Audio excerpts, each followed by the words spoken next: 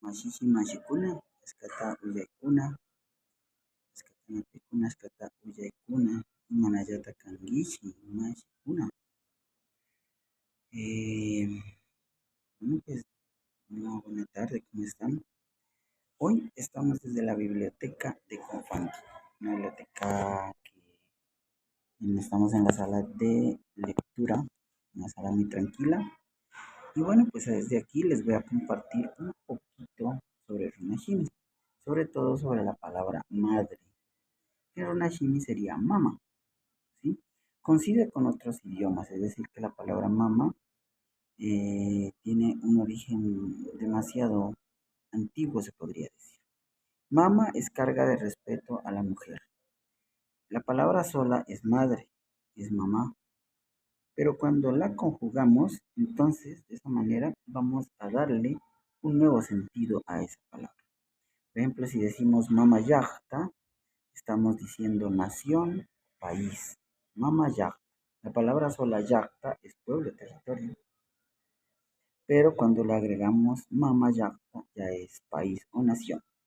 Mama Tandanakui es Asamblea Nacional. Cuando te pregunten cómo se dice Asamblea Nacional en Runashimi, pues ya sabes, Mama Tandanakui. A pesar de la palabra Tandanakui, hace alusión a estar reunidos, debatiendo, conversando, ¿no?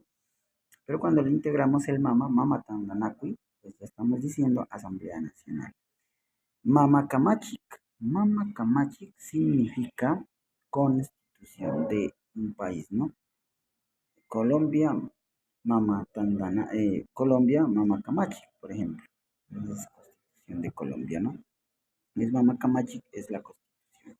Mire cómo la palabra mama nos va dando esa fraternal significación dependiendo de cómo lo conjuguemos. Por ejemplo, mama kulki. Kulki solita es dinero, pero si le agregamos mama, anteponemos la palabra mama, kulki es capital económico, ¿no? Capital. Mama kulki. Si decimos mama kucha, estamos diciendo la madre laguna, ¿sí? Pero también mama kucha también hace alusión al mar. Y Pachamama, que es la madre naturaleza, es todo lo que existe, pero en términos occidentales también se habla de medio ambiente como mamá, Pachamama. ¿Por qué?